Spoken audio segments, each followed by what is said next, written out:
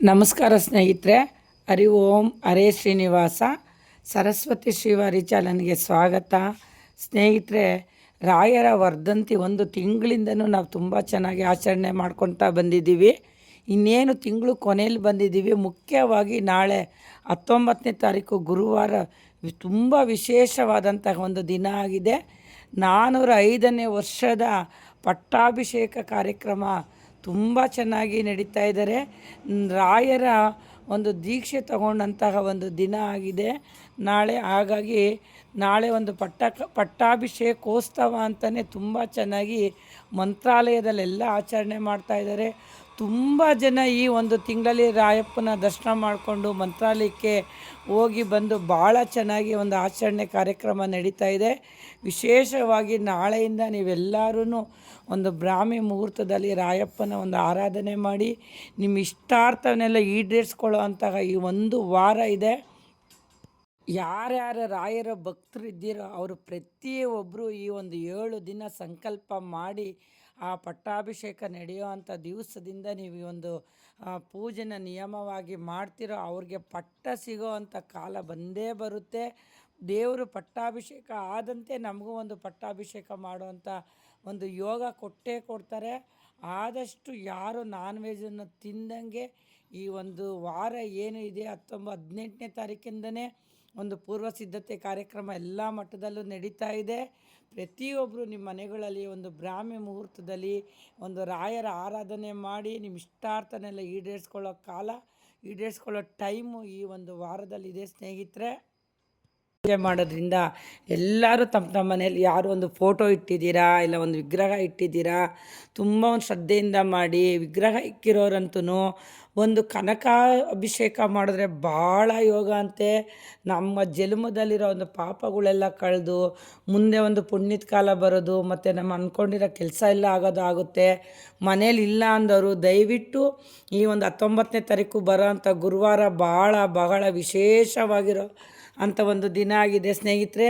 ಪ್ರತಿಯೊಬ್ಬರು ಕನಕಾಭಿಷೇಕ ಮಾಡಿಸಿ ನಿಮ್ಮ ಇಷ್ಟಾರ್ಥವೆಲ್ಲ ಈಡೇರಿಸ್ಲಿ. ಎಷ್ಟೋ ಜನಕ್ಕೆ ನಾಳೆ 19ನೇ ತಾರೀಕು ಏನು ವರ್ಷ ಬರುತ್ತೋ ಅಂಥ ದಿವಸ ಅವ್ರು ಅಂದ್ಕೊಂಡಿದ್ದ ಕೆಲಸ ಎಲ್ಲ ಆಗಿದೆ. ಅಷ್ಟು ಒಂದು ಶಕ್ತಿ ಇರೋವಂಥ ಒಂದು ದಿನ ಆಗಿದೆ. ಮತ್ತು 24ನೇ ತಾರೀಕು ಅವರ ಒಂದು ಹುಟ್ಟು ಹಬ್ಬ ಇದೆ. ಅಲ್ಲಿವರೆಗೂ ನೀವು ಒಂದು ಮನಸ್ಸಲ್ಲಿ ಮನೇಲಿ ಒಂದು ಸಂಕಲ್ಪ ಮಾಡಿ ರಾಯರ ಒಂದು ಫೋಟೋನೋ ವಿಗ್ರಹನೋ ಇಕ್ಕಿರೋರು ನಾಳೆಕ್ಕೆಲ್ಲ ಒಂದು ಅಭಿಷೇಕ ಒಂದು ಪೂಜೆನ ನಿಯಮವಾಗಿ ಮಾಡಿ ಒಂದು 11 ರೂಪಾಯಿ ಹಣನ ಒಂದೊಂದು ರೂಪಾಯಿ ಕಾಯಿನ್ಗಳನ್ನ ಒಂದು ಹಳದಿ ಬಟ್ಟೆಯಲ್ಲಿ ಕಟ್ಟಿ ಒಂದು ಸಂಕಲ್ಪ ಮಾಡಿ ನಿಮ್ಗೆ ಏನೇನು ಇಷ್ಟಾರ್ಥ ಈಡೇರಬೇಕು, ನಿಮ್ಗೊಂದು ಕೆಲಸದ ಮದುವೆ ಬಾಗಿದ್ದ ಇಲ್ಲ ಒಂದು ಮಗು ಬಾಗಿದ ಇಲ್ಲ ಒಂದು ಏನು ನಿಮ್ಗೆ ಅಂದ್ಕೊಂಡಿದ್ದೀರ ಮನೆ ಕಟ್ಟೋದ್ರ ಬಗ್ಗೆನೋ ಪ್ರತಿಯೊಂದನ್ನು ನಿಮ್ಮ ಮನಸ್ಸಲ್ಲಿರೋದನ್ನ ಒಂದು ಸಂಕಲ್ಪ ಮಾಡಿ ಆ ರಾಯರ ಫೋಟೋದ ಮುಂದೆ ಇಟ್ಟು ನೀವೊಂದು ಪೂಜೆ ಮಾಡಿ ಸಂಕಲ್ಪ ಮಾಡಿ.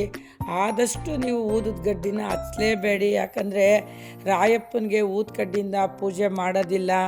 ಊದ್ಗಡ್ಡಿ ಅಂದರೆ ನೋಡಿ ಸ್ನೇಹಿತರೆ, ನಮಗೆ ಗೊತ್ತೇ ಇಲ್ಲ. ಎಷ್ಟೋ ವಿಷಯನ ನಾವು ಸುಮ್ಮನೆ ತಿಳ್ಕೊಂಬಿಡ್ತೀವಿ ಹಂಗೆ ಹಿಂಗೆ ಅಂತ. ಅದು ಬಿದಿರಿಂದ ಮಾಡಿರೋದ್ರಿಂದ ಆ ಊದ್ಗಡ್ಡಿನ ಶುಭ ಕಾರ್ಯಕ್ಕೆ ಅವರು ಸುಡಲ್ವಂತೆ. ಹಂಗಾಗಿ ಅವರು ರಾಯರ ಮಟ್ಟದಲ್ಲಿ ಯಾವುದೇ ಕಾರಣಕ್ಕೂ ಊದ್ಗಡ್ಡಿನ ಹಚ್ಚೋದಿಲ್ಲ. ತುಪ್ಪದ ಬತ್ತಿಯಿಂದನೇ ಪೂಜೆ ಮಾಡಬೇಕು. ಮತ್ತು ಕರ್ಪೂರದಲ್ಲಿ ಕೆಮಿಕಲ್ಸ್ ಇರುತ್ತೆ ಅಂತ ಕರ್ಪೂರನೂ ಉಪಯೋಗಿಸೋದಿಲ್ಲ. ಪಚ್ಚ ಕರ್ಪೂರದಿಂದನೇ ಅವರು ಒಂದು ಪೂಜೆನ ನಿಯಮವಾಗಿ ಮಾಡ್ತಾರೆ. ಮತ್ತು ರಾಯಪ್ಪನಿಗೆ ಆಡಂಬರದ ಪೂಜೆ ಇಷ್ಟ ಇಲ್ಲ ಸ್ನೇಹಿತರೆ, ಸಿಂಪಲ್ಲಾಗಿ ಪೂಜೆ ಮಾಡಬೇಕು. ಅವ್ರಿಗೆ ಮುಖ್ಯವಾಗಿ ಬೆಲ್ಲದಿಂದ ಆರತಿ ಮಾಡಿದ್ರೆ ಭಾಳ ಪ್ರೀತಿಯಂತೆ. ಬೆಲ್ಲದ ಆರತಿ ಮಾಡಿ ನಿಮ್ಮ ಮನಸ್ಸಲ್ಲಿರೋ ಇಷ್ಟಾರ್ಥವೆಲ್ಲ ಈಡೇರಿಸ್ಕೊಳ್ಳಿ.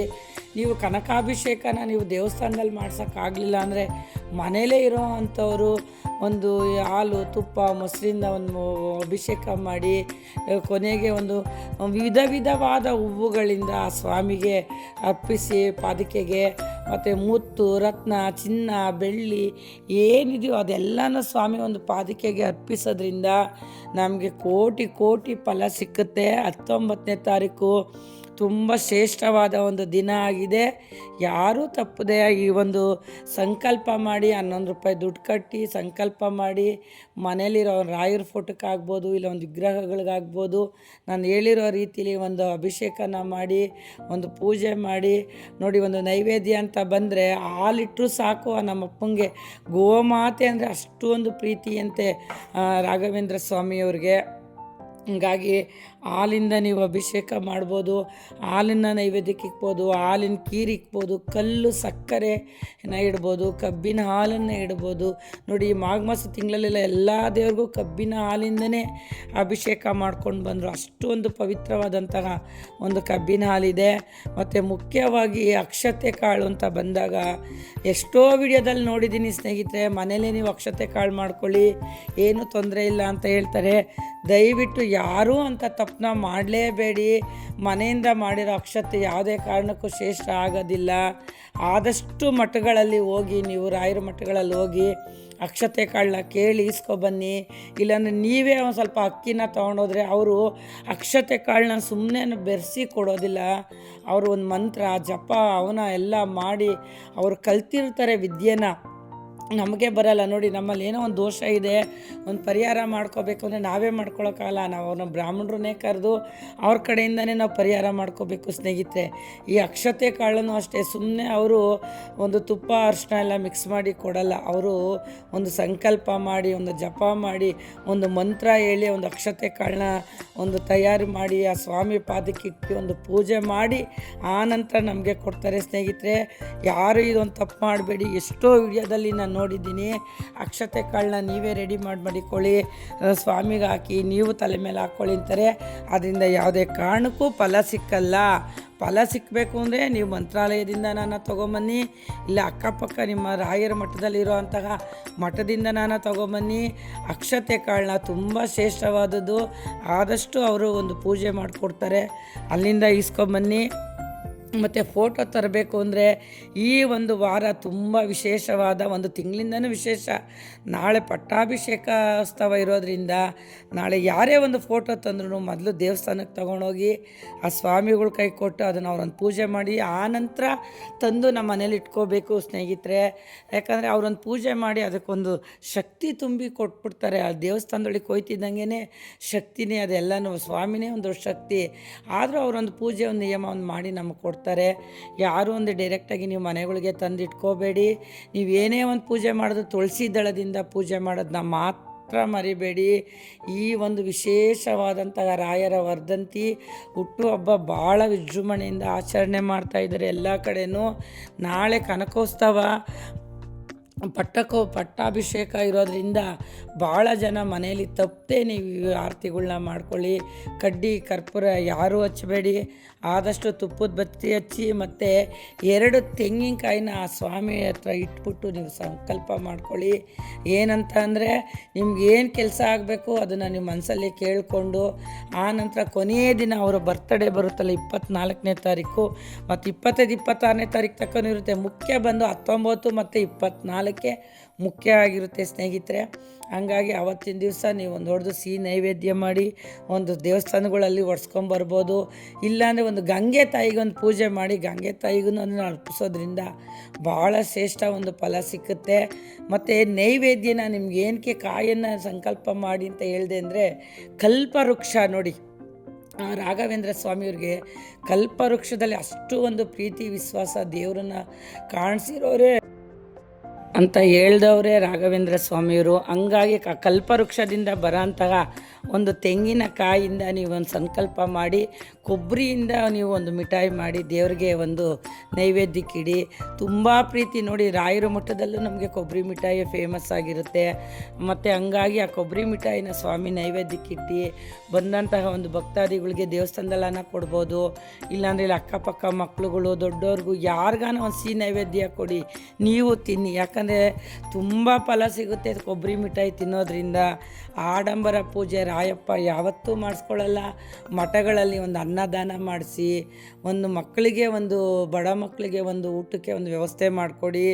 ಮತ್ತು ಗೋಮಾತೆನ ವಿಶೇಷವಾಗಿ ನೋಡಿ, ಗೋಮಾತೆನ ವಿಶೇಷವಾಗಿ ಪೂಜೆ ಮಾಡಿ. ರಾಘವೇಂದ್ರ ಸ್ವಾಮಿಯವ್ರಿಗೆ ಗೋಮಾತೆ, ಕಲ್ಪವೃಕ್ಷ ಇವೆಲ್ಲ ಭಾಳ ಒಂದು ಪ್ರೀತಿಯಾದಂತಹ ಆಗಿರುತ್ತೆ. ಹಂಗಾಗಿ ಪ್ರತಿಯೊಬ್ಬರು ಓದೋವಂಥ ಮಕ್ಕಳು, ಕಾಲೇಜ್ಗೆ ಹೋಗೋ ಮಕ್ಕಳು, ಒಂದು ವಿದ್ಯಾರ್ಥಿಗಳು, ಒಂದು ಮದುವೆ ಆಗದೆ ಇರೋರು ಪ್ರತಿಯೊಬ್ಬರು ರಾಯನ ಆರಾಧನೆ ಮಾಡಿ. ಈ 7 ದಿನ ಯಾವುದೇ ಕಾರಣಕ್ಕೂ ನಾನ್ ವೆಜ್ ಮುಟ್ಟಬೇಡಿ. ನೀವು ಎಷ್ಟು ವರ್ಷದ ಫಲ ಬೇಕಾದ್ರೂ 7 ದಿವಸದಲ್ಲಿ ನೀವು ಪಡ್ಕೋಬೋದು. ಅಷ್ಟು ಒಂದು ಪವರ್ಫುಲ್ ಆಗಿರೋವಂಥ ಈ ದಿನ ಆಗಿದೆ. 19ನೇ ತಾರೀಕು ಎಲ್ಲರೂ ಬ್ರಾಹ್ಮಿ ಮುಹೂರ್ತದಲ್ಲಿ ಎದ್ದು ನೀವೊಂದು ಶ್ರದ್ಧೆ ಭಕ್ತಿಯಿಂದ ಈ ಪೂಜೆ ಮಾಡಿ. ನಾನು ಹೇಳ್ದಂತೆ ಒಂದು 11 ರೂಪಾಯಿ ಹಣ ಕಟ್ಟಿ 2 ತೆಂಗಿನಕಾಯಿ ಇಟ್ಟು ಸಂಕಲ್ಪ ಮಾಡಿ ರಾಯರ ಮಠಕ್ಕೆ ಹೋಗ್ರಿ. ಮಂತ್ರಾಲಯಕ್ಕೆ ಹೋಗ್ತೀವಿ ಅಂದವರು ಸಂತೋಷವಾಗಿ ಹೋಗಿ ಬನ್ನಿ. ಆದರೆ ಮಂತ್ರಾಲಯದಲ್ಲಿ ತುಂಬ ರಶ್ ಇರುತ್ತೆ, ಮಕ್ಕಳು ಮರಿ ಎಳ್ಕೊಂಡು ಹೋಗೋಕ್ಕಾಗೋದಿಲ್ಲ ಸ್ನೇಹಿತರೆ. ಆದಷ್ಟು ನಿಮ್ಮ ಅಕ್ಕಪಕ್ಕ ಇರೋವಂಥ ಒಂದು ರಾಯರ ಮಠಕ್ಕೆ ಹೋಗಿ ಬಂದು ಅಲ್ಲಿಂದನೇ ನೀವು ಅಕ್ಷತೆ ಕಾಳು ತೊಗೊಂಬರ್ಬೇಕು. ಆ ಅಕ್ಷತೆ ಕಾಳನ್ನೇ ನೀವು ದೇವ್ರಿಗೆ ಆಗಲಿ ನೀವೇ ಆಗಲಿ ಹಾಕ್ಕೋಬೇಕು ಸ್ನೇಹಿತರೆ. ಆದಷ್ಟು ಮನೆಯಿಂದ ಕಲ್ಸಕ್ಕರೆಗಳ್ನ ನೀವು ದೇವಸ್ಥಾನಗಳು ಕೊಡಿ. ನೀವು ಕೊಡೋ ಕಲ್ಸಕ್ಕರೆ 10 ಜನದ ಬಾಯಿಗೆ ಹೋಗುತ್ತೆ. ಒಂದು ಪ್ರಸಾದ ನಮ್ಮ ಕೈಲಿರೋ ತಕ್ಕ ಕಲ್ಸಕ್ಕರೆ ದೇವಸ್ಥಾನಕ್ಕೆ ಹೋಗ್ತಿದ್ದಂಗೆ ಅದು ಒಂದು ಪ್ರಸಾದ ಆಗಿಬಿಡುತ್ತೆ ಸ್ನೇಹಿತರೆ. ಹಂಗಾಗಿ ಒಂದು ಕಲ್ಸಕ್ಕರೆನ ಒಂದು ದಾನ ಮಾಡಿ ಒಂದು 10 ಜನಕ್ಕೆ ಬಾಯಿ ಸಿಹಿ ಮಾಡಿ. ನಿಮ್ಮ ಬಾಳು ಬಂಗಾರ ಆಗುತ್ತೆ, ನಿಮ್ಮ ಜೀವನನೂ ಸಿಹಿ ಆಗುತ್ತೆ ಸ್ನೇಹಿತರೆ.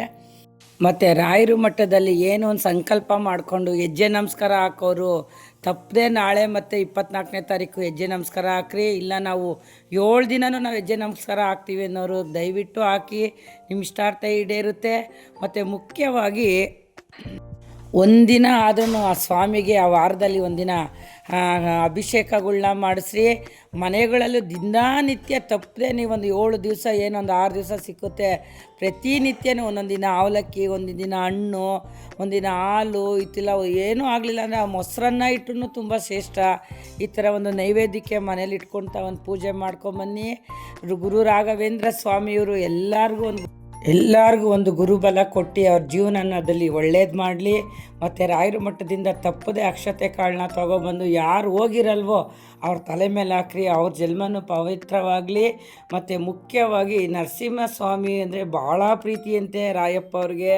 ವೆಂಕಟೇಶ್ವರ ಸ್ವಾಮಿ, ಮುದ್ದು ಕೃಷ್ಣ, ಬಾಲಕೃಷ್ಣ ಇವ್ರನ್ನೆಲ್ಲ ನೀವು ಆರಾಧನೆ ಮಾಡಿ. ರಾಘವೇಂದ್ರ ಸ್ವಾಮಿ ಮಂತ್ರನ ಜಪ ಮಾಡಿ. ಮಂತ್ರ ಜಪ ಮಾಡಿದಷ್ಟು ನಮಗೆ ಫಲ ಸಿಕ್ಕುತ್ತೆ. ಆದಷ್ಟು ರಾಯಪ್ಪನ ಈ ಒಂದು ವಾರ ಶ್ರದ್ಧೆ ಭಕ್ತಿಯಿಂದ ಪೂಜೆ ಮಾಡಿ. ಎಲ್ಲರಿಗೂ ಒಳ್ಳೆಯದಾಗಲಿ ಸ್ನೇಹಿತರೆ. ನನ್ನ ವಿಡಿಯೋ ನಿಮಗೆಲ್ಲ ಇಷ್ಟ ಆಗಿದರೆ ದಯವಿಟ್ಟು ಸಬ್ಸ್ಕ್ರೈಬ್ ಮಾಡಿ, ಲೈಕ್ ಮಾಡಿ, ಶೇರ್ ಮಾಡಿ, ಸಪೋರ್ಟ್ ಮಾಡಿ ಸ್ನೇಹಿತರೆ. ಮತ್ತು ಈ ಫೋಟೋದಲ್ಲಿರೋ ಅಂಥ ಒಂದು ಮುದ್ದು ಕಂದ ಬಂದು ನನ್ನ ಮೊಮ್ಮಗ. ಈ ಮೊಮ್ಮಗನಿಗೆ ನಾವು ರಾಯಪ್ಪನ ಒಂದು ಡ್ರೆಸ್ ಹಾಕಿಸಿ ಫೋಟೋ ಶೂಟ್ ಮಾಡಿಸಿದ್ವಿ. ಅವನಿಗೂ ನಿಮ್ಮೆಲ್ಲರ ಆಶೀರ್ವಾದ ಇರಲಿ ಸ್ನೇಹಿತರೆ. ಜೊತೆಯಲ್ಲಿ ರಾಯಪ್ಪನ ಆಶೀರ್ವಾದನೂ ಇರಲಿ ಅಂತ ಕೇಳ್ಕೊತೀನಿ. ಎಲ್ಲರಿಗೂ ಒಳ್ಳೆಯದಾಗಲಿ. ಹರಿ ಓಂ ಹರೇ ಶ್ರೀನಿವಾಸ.